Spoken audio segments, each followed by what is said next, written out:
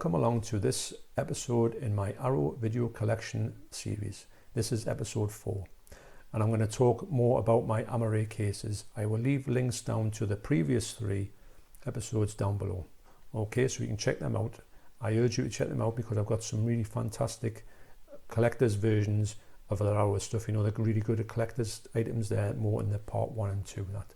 So anyway, that being said, let's get back into it.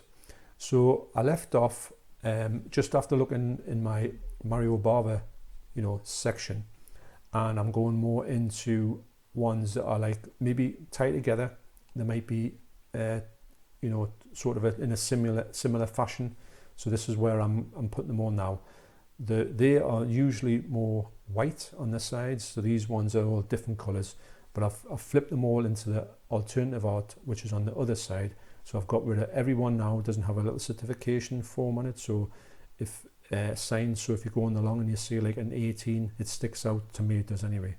Just to keep them a little bit more, OCD friendly, if that's a thing. So the next one here, or the first one from this list, is The Night Evelyn Came Out of the Grave. Now, this is coupled together with another film here in a box set, but I didn't get the box set. But I'm glad that I picked these up a little bit later. I still got this lovely card that goes with it. There's no booklet. Brand new 2K restoration, and it is a Giallo, and it's a really good film actually. The 2 films in this I really did like, and I do urge you to get this one. Very watchable. Now this next one here was the one that was in the box set with that, and it's called The Red Queen Kills 7 Times. Now this one here, it's got a brand new 2K restoration, and the music from it, which I don't know if it tells you what the music is in here, because it's got a really good it doesn't tell you what the actual theme tune is, but the theme tune from here was my ringtone on my phone for a lot of years. It's going to rain, and I love it. I love the soundtrack of here. You'll know it when you play it how good a soundtrack this is, and it's just usually that you would see that on the box set, that picture. Now I didn't get the box set. Sometimes I don't get these box set with just 2 films in it because they might not look that good on the shelves, and I don't mind if they go down to a lower price. Sometimes I will let them go, not get every single special edition. And usually some of the newer special editions, I don't really buy them anymore. But that's not a slight on them. I know that it does some really good ones, like Creepshow 2 that's just come out. That's an amazing special edition.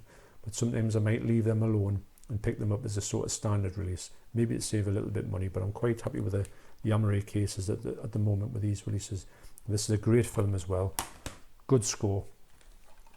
This next film was in a double bill as well, double bill box set, which I didn't get, but I did buy them separately. And the first one is Death Walks at Midnight, and it's coupled with, in the box set, Death Walks on High Heels. 2 good films, I've got to admit, and they look good. I didn't, even though I haven't changed the things over, they've still got the certificates there.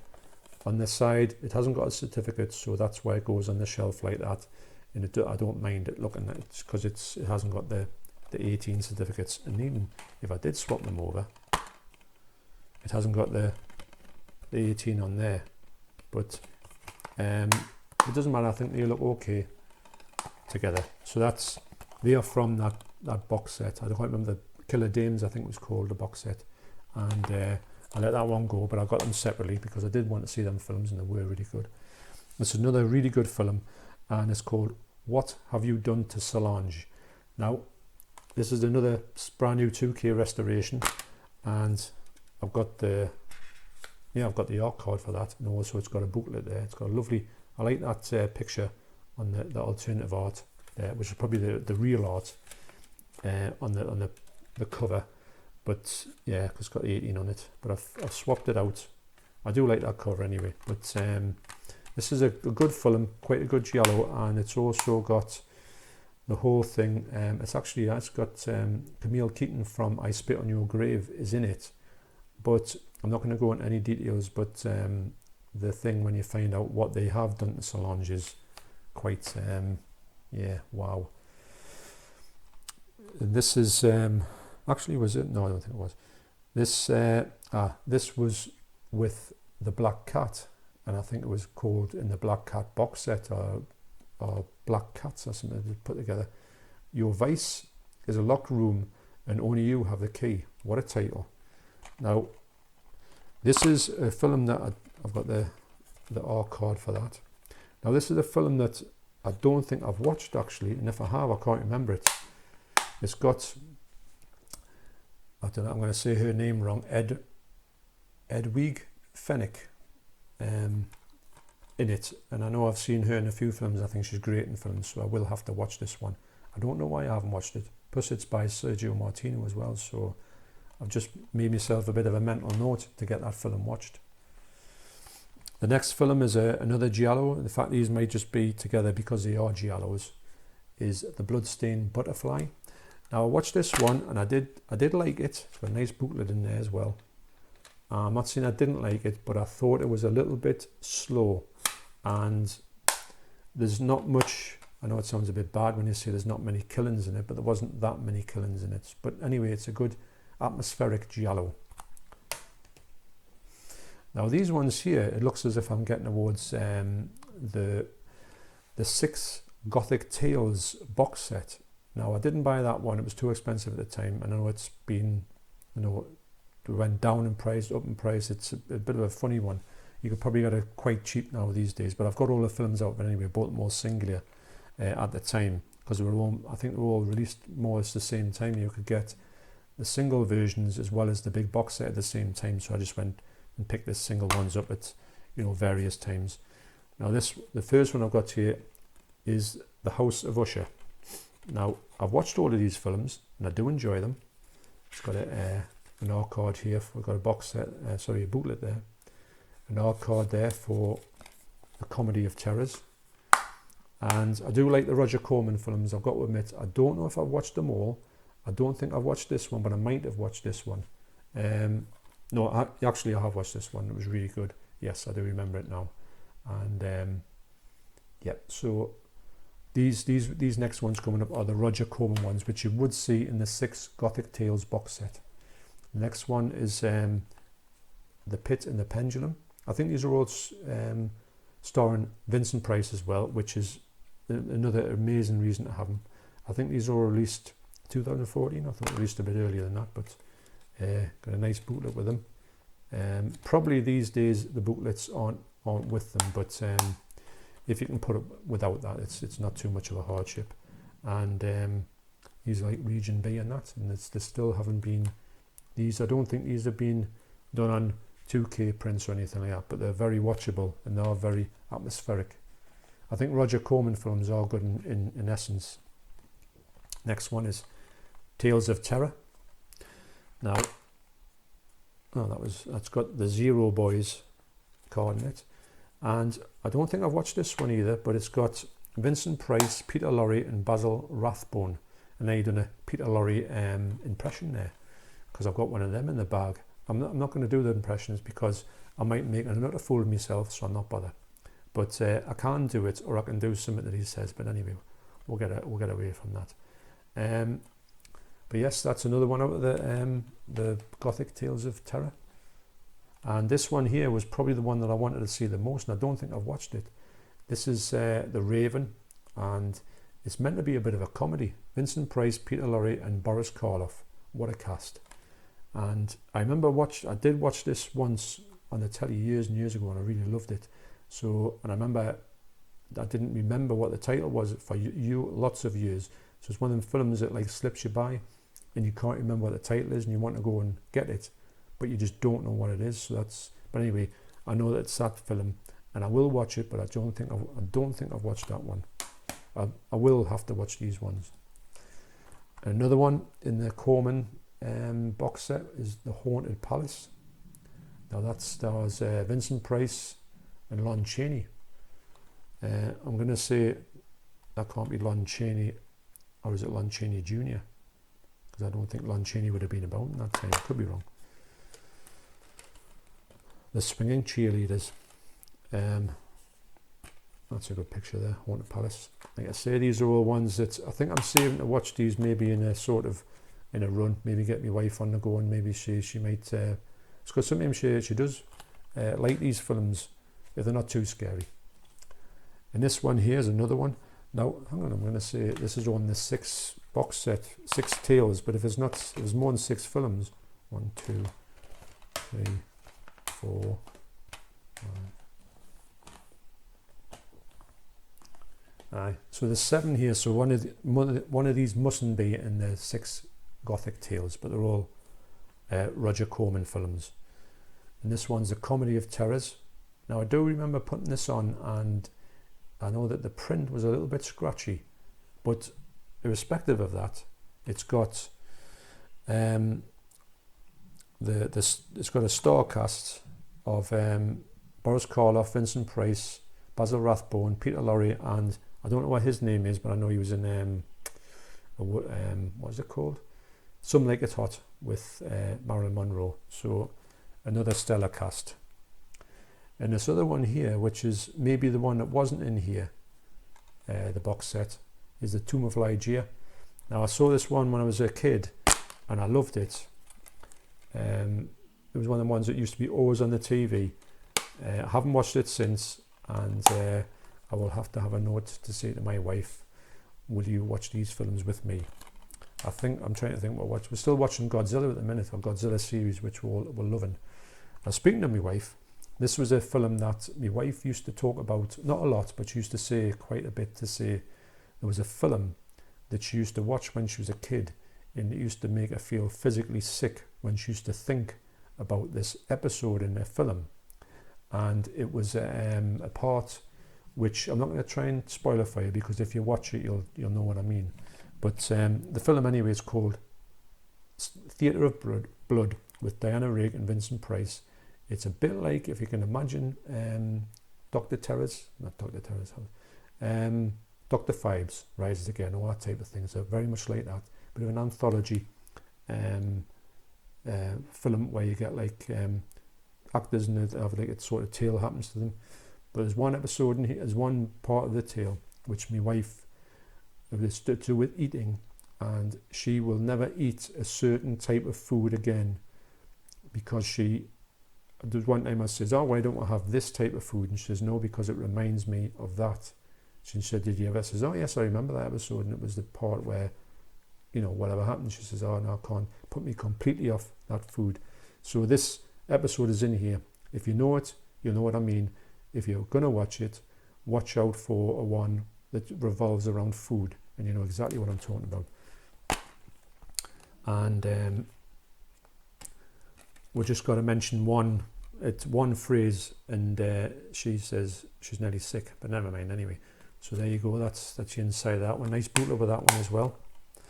So that's the end of, well, that wasn't a Roger Corman one, that was more of a standalone that I've put ones with like sort of like old horror films on. So that's the way I'm sort of, I might not be explaining myself too good here, but that's the way I've sort of got them on the wall.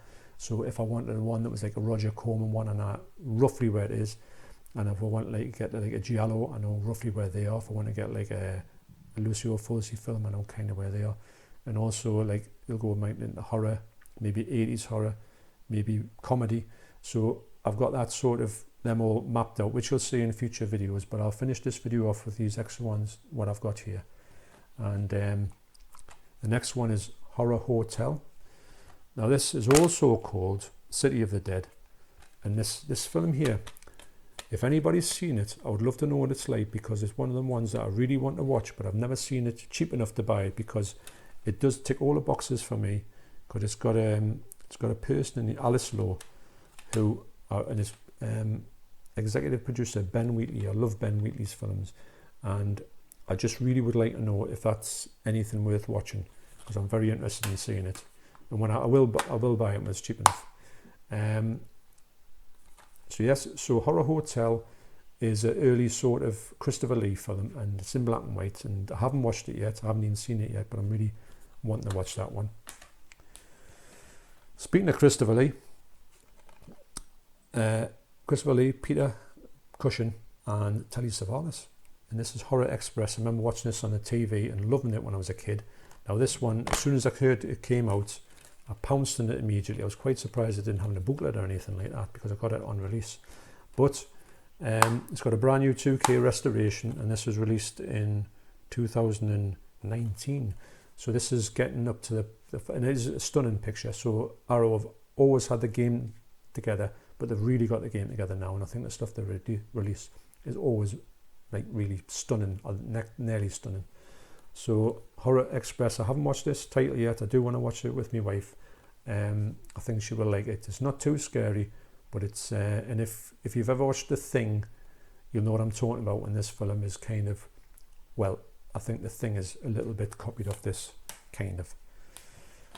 So the last one in this particular section is, well, this I've still got shelves to go yet.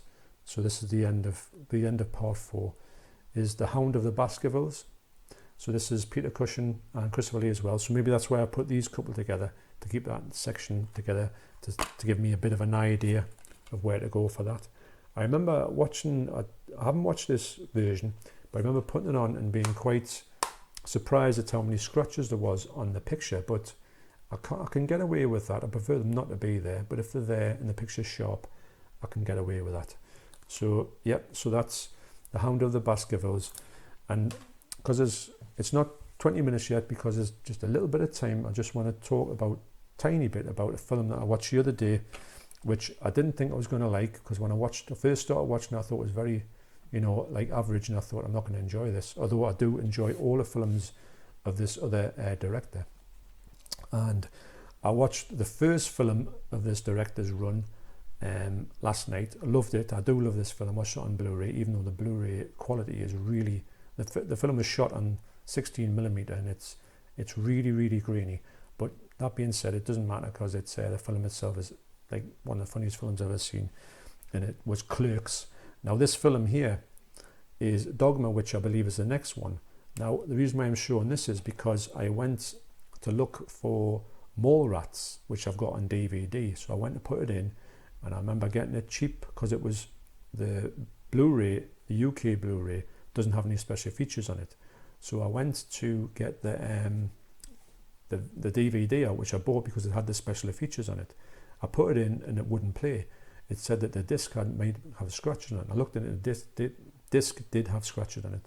So I got it from a cheap second-hand shop. It was only £1.66. So it just shows you get these things happening. This one looks okay, and it looks like it's going to play. But what I did was, because I like Mallrats that much, because it's featuring Jay and Silent Bob, who I think are great characters, and I just love everything they do, especially Jay.